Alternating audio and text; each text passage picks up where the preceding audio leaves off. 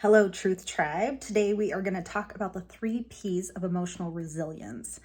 This research is brought to you by Martin Seligman, and I think it's a really important piece of the game because when we get stuck, we usually have some sort of helplessness, and this helplessness can pervade the way we think, the way we look at things, and if it goes on really long, it can be a learned state or way of being and really impact the way we can adjust and adapt to life.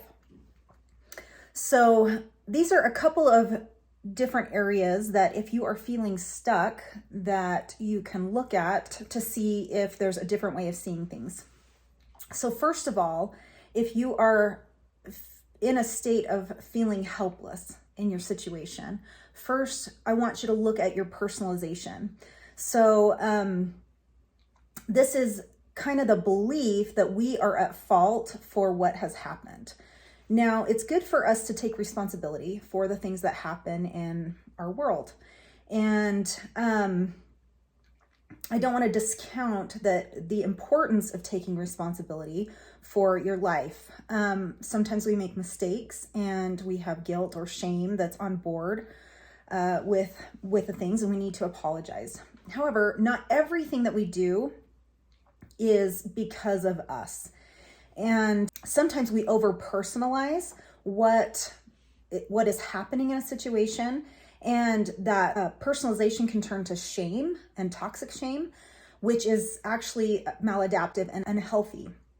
So it's good to feel guilt when we need to own that guilt and own the behaviors, but not allow that to turn into some toxic shame where you are calling yourself a name or saying that you are a loser or feeling like there's an over-personalization on board that you can never overcome this problem.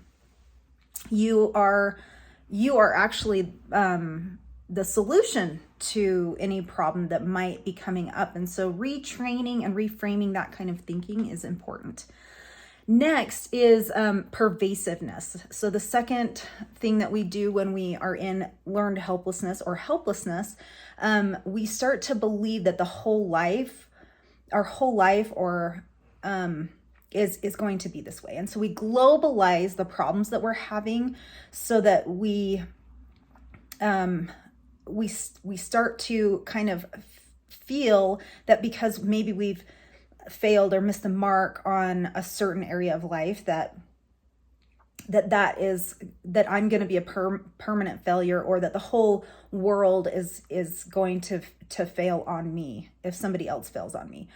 And so looking at this globalization effect that we tend to have, we're meaning makers, so we like to look at where the problems are, and then we'll try to kind of fan those out to every area of life. It's just a way that our minds try to help us learn, is to globalize things. But if we can pull that globalization back and start to really look at the situation and not make the error of thinking that everything is bad all the time, or that every situation will fail, because this one situation will fail, that's a fallacy. And that's something that we need to kind of keep in check in terms of our mind and how we're managing our mind. The last P that Seligman talks about is this idea of permanence. We have the feeling that these issues that we're having will be permanent, that nothing will ever change, and these things will habitually come to pass no matter what we do, and no matter what effort we put into fixing something, that there is this thought that all the effort that I will put into this, things will never change. So that's the third P. And it's something that we need to do to challenge these thinking errors that we can have, that will help us become better at staying out of hopelessness or helplessness. More specifically, that learned helplessness state that we get stuck, and then we don't feel like we can advance or move or adapt. And so in summary, the 3 P's are over personalizing.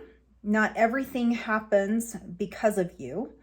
That pervasiveness, that you are not bad at everything that you do. And then that permanence, challenging that permanence, that feelings over time will dampen, and what we find ourselves in isn't necessarily a permanent state. It just is a feeling that we're in. So I hope that that is helpful for you. Start looking at maybe things that you're being challenged by at this time, and let's see if we can open up some different areas in our thinking to be able to move forward. So thanks for listening, and subscribe below if you like this video.